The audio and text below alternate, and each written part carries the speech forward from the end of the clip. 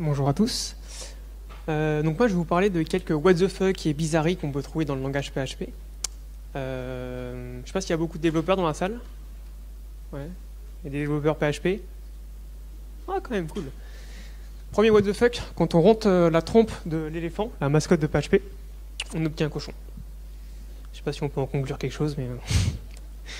Donc moi c'est Loïc, je suis développeur chez Joli Code et je travaille principalement avec Symfony, PHP et un peu de React. Pardon. Ces slides sont en React, hein, donc si elles sont pétées, c'est sûrement ma faute. Et sur Twitter et GitHub, je suis Pyrrhic. Donc on va commencer, on va parler des égalités en PHP. Tous ceux qui ont fait du PHP doivent savoir que les égalités ne sont pas parfaites. On peut avoir quelques choses bizarres avec des variables qui vont être converties en entier ou des choses comme ça sans qu'on soit forcément au courant. Mais c'est pas le seul langage qu'à ça, hein. JavaScript c'est pareil. On a même un tableau en JS pour expliquer comment fonctionnent les égalités simples. Voilà, c'est fait. Donc on va regarder un peu cet exemple. Donc on va essayer de voir comment fonctionnent les égalités avec un 0 et une chaîne de caractères. Si on regarde ça, en gros 0 est égal à false. Ça paraît plutôt logique. Mais on a aussi 0 qui est égal à YOLO, parce que là PHP il va voir qu'il y a une des parties c'est un entier, du coup il va convertir la chaîne de caractères en entier, et du coup comme c'est une chaîne de caractères toute simple, il va la convertir en 0, du coup 0 égale 0. Et là, on va aussi avoir la chaîne de caractères qui est égale à trou, parce qu'en PHP, une chaîne de caractères, si elle n'est pas vide, en booléen, elle est castée en trou. De là, évidemment, on n'en conclut pas ça, hein, ça marche pas. Et du coup, maintenant, on va regarder un peu comment se comportent les chaînes de caractères, les strings numériques. Donc, en gros, les chaînes de caractères qui contiennent un nombre. Donc, si on regarde ça c'est true, parce que PHP, du coup, il considère les chaînes numériques comme des entiers. Du coup, une chaîne de caractères qui contient 15, c'est égal à 15. Ça, c'est logique. Si on regarde ça, donc 0,15, c'est la notation octale de PHP. Donc, en gros, 0,15, ça vaut 13 en base 8, en base 10. 0,15 en base 8, ça fait 13 en base 10.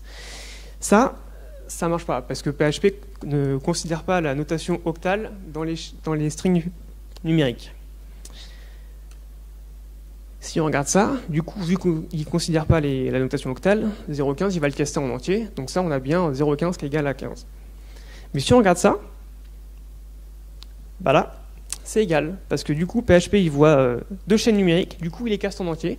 Du coup, on a 0,15 qui est égal à 15, alors que c'est deux chaînes qui sont différentes. Et si on regarde ce qui se passe avec la notation hexadécimale, donc là, ça dans tous les cas, c'est false, hein, parce que 0x15 en base hexadécimale, de toute façon, ça ne fait pas 15. Donc ça, c'est false. Mais si on regarde ça c'est true, parce que PHP, il ne considère pas la notation octale comme un entier. Par contre, la notation hexadécimale, il la comprend. Donc on a ça. 0xf, c'est égal à 15. Et de la même manière, ça, c'est true. Là, c'est vraiment deux chaînes qui n'ont vraiment rien à voir, mais il considère que c'est deux strings numériques, donc elles sont égales. Donc pour info, en PHP 7, on ne voit pas ce qu'il y a écrit en dessous. En PHP 7, la notation hexadécimale est plus considérée dans les strings numériques, donc ça c'est cool, c'est un peu plus consistant avec la notation octale. Deuxième sujet, on va parler de l'incrémentation des strings, car oui, en PHP, on peut incrémenter les chaînes de caractères. Si on regarde ça, qu'on essaye de l'incrémenter, on obtient B. Quand on incrémente A, on obtient B. Bon, ça peut paraître pratique, bon, je ne l'ai jamais utilisé, mais bon, pourquoi pas. Mais si on regarde ça, ça ne marche pas du tout, hein, parce que là, c'est une addition, PHP, il voit qu'il y a une opération avec un entier, du coup, il va convertir le premier opérand en entier, et comme on a vu tout à l'heure, une chaîne de caractères, si elle ne contient pas un nombre, elle va être convertie en entier en 0, donc 0 plus 1 égale à 1. Bon, ok. Si on essaye d'incrémenter Z, on obtient AA. Ok. Du coup, on pourrait se dire, qu'est-ce qui se passe si on essaye d'itérer sur les caractères entre A et Z? On obtient ça. Donc là, je ne sais pas c'est quoi le plus gros what the fuck. Si c'est le fait qu'il ne s'arrête pas à Z, si c'est le fait qu'il continue sur deux caractères, ou si c'est le fait qu'il s'arrête à YZ et qu'il ne fait pas les ZA à ZZ. Voilà, c'est super bizarre. Un autre sujet à l'Unicode, car oui, PHP supporte Unicode depuis toujours, enfin du moins dans le code. On peut tout à fait avoir une classe sushi qui implémente une interface poisson et riz, ça marche, il n'y a pas de souci. Et il y a même des gens plutôt marrants qui font ce genre de choses, comme Sarah Goldman qui a fait cette lib TableFig qui permet de lancer ce genre d'exception. Je trouve ça assez classe, c'est presque sémantique au final, on a plusieurs levels d'énervement. Il y a des gens qui font des trucs un peu plus bizarres. On a une lib qui fait des calculs mathématiques et qui représente l'opération dans le nom de la variable. Je suis pas sûr que ça apporte grand chose au niveau lisibilité, mais je trouve ça marrant. Et une autre utilisation des caractères Unicode, là pour le coup je trouve ça assez ingénieux, c'est utiliser les espaces non sécables dans le nom des fonctions de test, parce qu'on a souvent des noms à rallonge, et du coup ça permet de rendre la fonction un peu plus facile à lire. Donc là, vu que c'est des espaces non sécables, c'est pas les espaces classiques qu'on utilise, du coup PHP considère que c'est dans le nom de la fonction, ça marche. Et ça, utiliser des caractères Unicode à la place des caractères ASCII standard, ça a un nom, ce qu'on appelle les Unicode homoglyphes. Dans Unicode, on va avoir plusieurs versions des parenthèses, des accolades, des guillemets, des espaces aussi, hein, mais bon, c'est un peu moins évident à montrer sur les slides. Mais du coup, on va pouvoir faire des trucs marrants avec ça. Par exemple, on peut tout à fait faire ça, définir une constante qui va avoir des parenthèses spéciales dans son nom. Et du coup, quand on va utiliser cette constante, c'est pas forcément évident que c'est une constante qu'on appelle et pas la fonction, quoi. Du coup, on pourrait même aller plus loin en faisant presque du pseudocode dans le nom de la fonction. À partir du moment où on utilise les caractères Unicode, les fausses parenthèses, les fausses accolades, les faux points-virgules, on peut faire ce qu'on veut. On peut même imaginer un outil d'obfuscation qui pourrait faire ce genre de choses, hein, mais bon, c'est pas le sujet. Un autre sujet, l'utilisation du return dans les blocs finali. Donc, vous savez, les blocs finali des try-catch finali qui a apparu en PHP 5.6, je crois. Si on regarde cette fonction, donc, qui fait un return dans un try et un return dans un finali, là, ce qui va être retourné, c'est le return du finali. S'il y a un return dans un finali, il prend la main sur tout ce qui se passe dans le try, qui est un return ou une exception.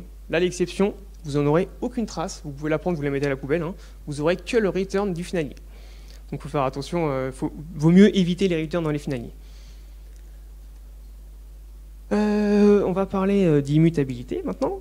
Donc en PHP, vous devez savoir comment on fait une classe immutable. Donc on a une classe classique avec une propriété publique et un setter. Et pour la rendre immutable, alors on va commencer par virer le setter, on passe par un constructeur, c'est lui qui va se charger uniquement d'initialiser les propriétés de la classe. On va mettre notre classe en finale pour pas qu'une classe enfante puisse rajouter un setter. Et ça marche plutôt bien. Sauf que non en fait, hein, parce qu'en PHP, on peut appeler le constructeur autant de fois qu'on veut et réinitialiser l'objet comme on veut, quoi. Du coup, pour éviter ça, on peut se dire, on passe par un constructeur nommé, on met notre constructeur en privé. Le constructeur nommé, c'est une méthode statique qui va se charger d'instancier l'objet correctement. Et du coup, ça marche. Mais dans tous les cas, on est en PHP, hein, donc on a la réflexion, on peut modifier notre objet comme on veut.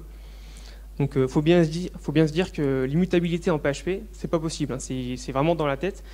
Au final, c'est juste une question de convention entre vous et vos devs pour pas faire n'importe quoi. On va parler vite fait de l'utilisation des tableaux, parce que les tableaux sont assez puissants en PHP. Si on essaye d'accéder ou de setter un élément du tableau avec une mauvaise clé, là, oui, évidemment, on se prend un warning dans la tête, c'est logique, la clé, elle doit être soit un entier, soit une chaîne de caractères. Par contre, si on essaye d'accéder de la bonne manière, avec la bonne notation, avec les crochets, mais pas un tableau, ça ne fait pas d'erreur, on annule qui est retourné, c'est pour dire qu'il n'y a rien, sauf qu'il n'y a aucun warning, donc il faut faire attention quand on utilise des variables, il faut faire, être sûr que c'est un bon type tableau ou alors un array object. Il y a une RFC qui est en cours pour corriger ça, mais je crois qu'elle n'a pas encore été émergée. Donc, pour l'instant, dans le code, on peut avoir potentiellement des bugs silencieux. Dernier sujet, l'utilisation de la variable 10, car oui, il y a des trucs vraiment what the fuck avec 10. Donc il faut savoir déjà, on ne peut pas déclarer un paramètre d'une fonction de classe, on ne peut pas l'appeler 10. Si on fait ça, on se prend une erreur de PHP, comme quoi on ne peut pas réassigner 10. Ça, c'est plutôt cool. Sauf que, en fait, c'est pas le cas partout. On peut tout à fait nommer une exception 10 dans un try-catch. Et si on fait ça, qu'on dump 10 et qu'on essaye d'accéder à une propriété sur 10, eh bien, on a bien 10 qui vaut l'exception, sauf que dès qu'on appelle une propriété ou une fonction sur 10, on les appelle sur l'objet courant, alors même que la variable 10, elle est plus bonne. Encore plus what the fuck, on peut unset 10 si on essaye de faire ça, donc on le dump avant, on le unset et on le redump derrière. On a bien l'objet qui est dumpé la première fois, le unset a l'air de fonctionner. Le deuxième 10, il retourne bien nul, sauf que la variable 10 n'existe plus. Donc on a une notice comme quoi la variable n'existe pas. Mais on peut quand même appeler des trucs sur 10, les propriétés ou les méthodes. Voilà. On sent le truc qui est classe au niveau de la gestion de 10 en PHP. Et enfin, dernier petit truc, on ne peut pas setter 10, ça c'est cool, c'est pareil logique, sauf qu'on peut quand même le faire de manière indirecte, avec ce genre de notation. Là, on peut setter 10, on a bien changé 10, ça marche, il n'y a pas de souci. Voilà. Pour information, PHP 7.1 a modifié tout ce comportement. On ne peut plus modifier, on ne peut plus unset 10. On a un comportement qui est assez cohérent. Merci. Si vous avez des questions, si on a le temps.